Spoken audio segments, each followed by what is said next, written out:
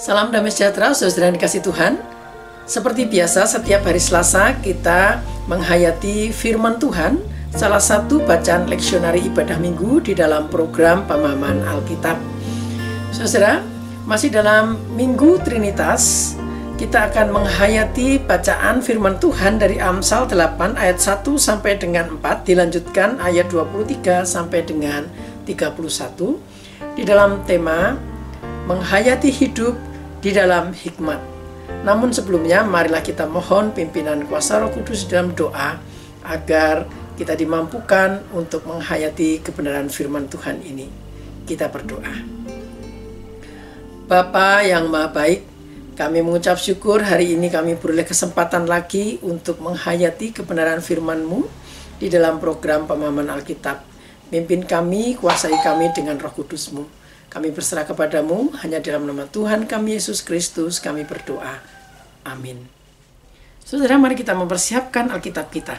Kita akan membaca Amsal 8 ayat 1 sampai dengan 4, dilanjutkan ayat 23 sampai dengan 31. Saya akan membacakan bagi kita semua. Bukankah hikmat berseru-seru dan kepandaian memperdengarkan suaranya? Di atas tempat-tempat yang tinggi di tepi jalan, di persimpangan jalan-jalan di sanalah ia berdiri. Di samping pintu-pintu gerbang, di depan kota pada jalan masuk, ia berseru dengan nyaring. Hai para pria, kepadamulah aku berseru. Kepada anak-anak manusia kutujukan suaraku. Sudah pada zaman purbakala aku dibentuk pada mula pertama sebelum bumi ada. Sebelum air samudra raya ada, aku telah lahir. Sebelum ada sumber-sumber yang syarat dengan air. Sebelum gunung-gunung tertanam dan lebih dahulu daripada bukit-bukit, aku telah lahir. Sebelum ia membuat bumi dengan padang-padangnya atau debu dataran yang pertama. Ketika ia mempersiapkan langit, aku di sana. Ketika ia menggaris kaki langit pada permukaan air samudra raya. Ketika ia menetapkan awan-awan di atas, dan mata air samudra raya meluap dengan deras. Ketika ia menentukan batas kepada laut, supaya air jangan melanggar titahnya, dan ketika ia menetapkan dasar-dasar bumi, aku ada sertanya sebagai anak kesayangan. Setiap hari aku menjadi kesenangannya, dan senantiasa bermain-main di hadapannya. Aku bermain-main di atas muka buminya, dan anak-anak manusia menjadi kesenanganku. Demikianlah firman Tuhan yang berbahagia kita semua yang mendengarkannya dan memeliharanya. Haleluya. Saudara, kita masih di dalam penghayatan Minggu Trinitas. Trinitas adalah sebuah rumusan iman Kristen supaya kita ditolong untuk memahami bagaimana kita menghayati kebenaran dari kehendak Tuhan dalam kehidupan kita. Nah, saudara, di dalam iman Kristen, kita mengenal Allah melalui Sang Anak, yaitu karya keselamatan Tuhan Yesus Kristus, dan dampaknya bagi kita yang percaya, yaitu penyertaan Roh Kudus. Salah satu wujud penyertaan Roh Kudus adalah ketika kita menghayati hidup di dalam hikmat. Hari ini, bacaan kita adalah bacaan leksionari pada Perjanjian Lama di dalam ibadah Minggu Trinitas, tentang hikmat. Kitab Amsal dikenal sebagai kitab hikmat, yang seringkali hikmat itu dipahami sebagai sebuah nasihat-nasihat untuk hidup di dalam cara-cara yang praktis menjalani kehidupan, petunjuk praktis apa yang perlu kita lakukan. Namun dalam pasal 8 ini sedikit berbeda yang disampaikan. Hikmat itu digambarkan, dipersonifikasikan bagaikan seorang tokoh. Nah, saudara, hikmat digambarkan berseru-seru dan kepandaian diperdengarkan. Hikmat erat dengan sebuah kepandaian, dengan sebuah pengetahuan. Tetapi lebih daripada kepandaian atau pengetahuan, orang yang berpendidikan tinggi diharapkan mempunyai hikmat, tetapi tidak selalu. Maka kita bisa melihat orang yang punya pendidikan yang tinggi belum tentu sikapnya bijaksana. Kebijaksanaan membutuhkan pengetahuan dan kepandaian, tetapi kebijaksanaan lebih daripada sekedar kepandaian. Karena kebijaksanaan itu menentukan sikap hidup, bagaimana makna hidup yang kita jalani. Saudara, digambarkan di situ hikmat secara aktif menyerukan wejangannya. Bahkan ia memilih, ia menentukan tempat di mana ia menyampaikan wejangannya itu, yaitu di tepi jalan, di tempat yang tinggi, di persimpangan, di depan pintu gerbang kota, di tempat jalan masuk, dan tempat-tempat itu menggambarkan ruang publik, tempat di mana ia layak diperdengarkan oleh banyak orang untuk memperhatikan hadirnya hikmat. Saudara, mungkin kita pernah mendengar sebuah nasihat bijak bahwa diam itu emas, menunggu dan tidak berinisiatif. Tetapi beda dengan gambaran hikmat pada ayat firman Tuhan yang kita baca hari ini. Hikmat lebih dulu secara aktif mencari, memperdengarkan apa yang perlu disampaikan kepada manusia. Nah, kemudian hikmat ini pada ayat yang ke-22 dikaitkan dengan sebuah kisah penciptaan.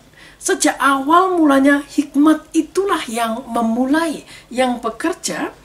Pada awal semua alam semesta ini belum ada.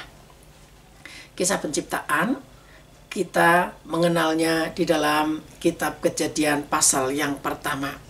Di sana dikisahkan secara sistematis bagaimana mulanya Allah menciptakan langit dan bumi. Secara runtut, terencana, menggambarkan bahwa hikmat turut bekerja merencanakan alam semesta. Pada ayat yang ke-27, Amsal 8 ini, di sana dituliskan, ketika Tuhan mempersiapkan langit, hikmat ada di sana. Ketika mempersiapkan langit untuk diciptakan, hikmat ada di sana. Ketika Tuhan menggariskan kaki langit pada permukaan air samudra raya. Amsal 8 ayat 22 dan 23 di sana dituliskan, Tuhan menciptakan aku sebagai permulaan pekerjaannya, sebagai perbuatannya yang pertama-tama dahulu kala, sebelum alam raya. Sudah pada zaman purbakala aku dibentuk, pada mula pertama sebelum bumi ada. Jadi hikmat itu sudah ada sebelum semuanya ada. Nah, saudara, Amsal 22 ayat 23 ini sering dikaitkan dengan Injil Yohanes. Pasal pertama ayat yang ketiga, di sana tertulis, segala sesuatu dijadikan oleh Dia dan tanpa Dia tidak ada satupun yang telah jadi dari segala yang telah dijadikan. Dia yang dimaksudkan dalam Injil Yohanes adalah firman. Firman yang menjadi manusia.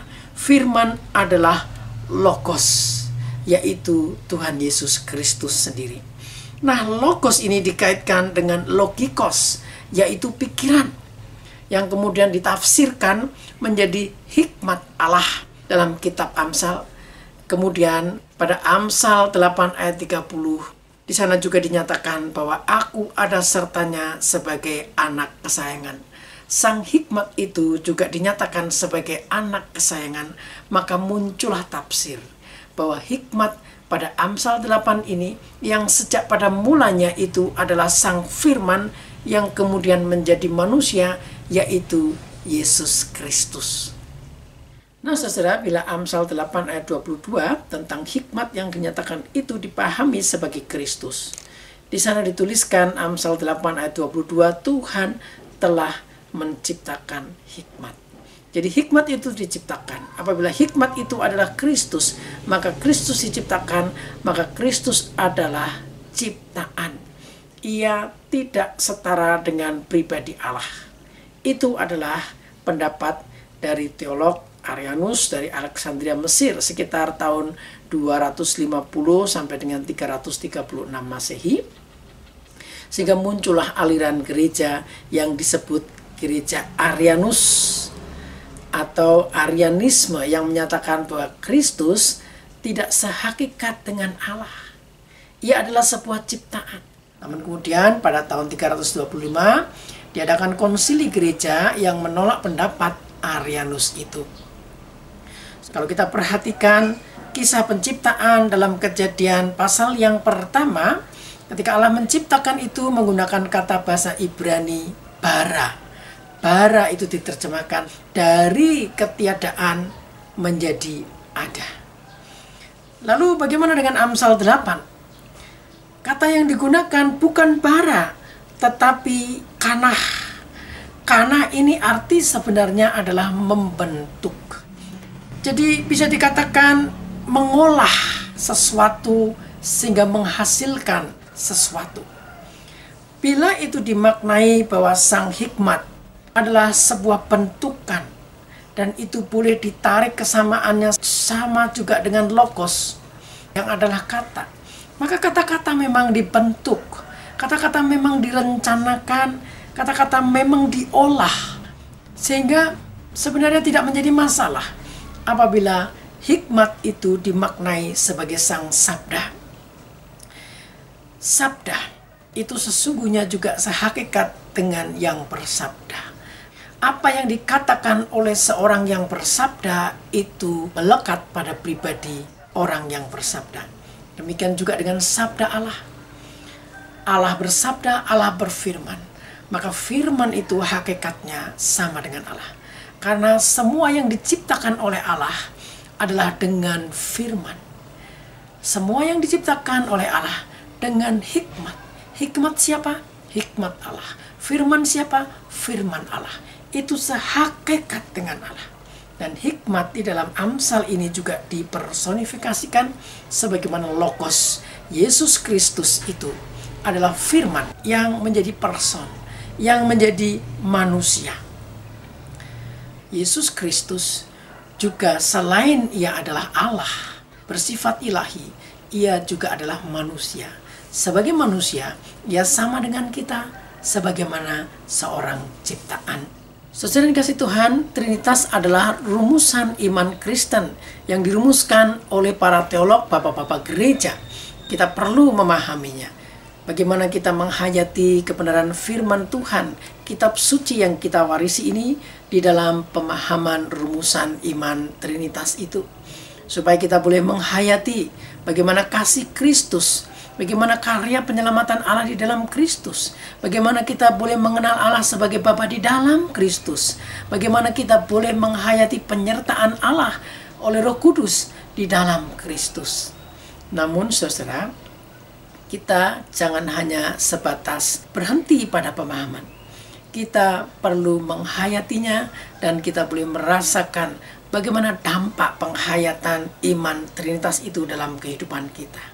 Lalu bagaimana penghayatan iman kita di dalam bacaan Amsal 8 tentang hikmat tadi kita refleksikan.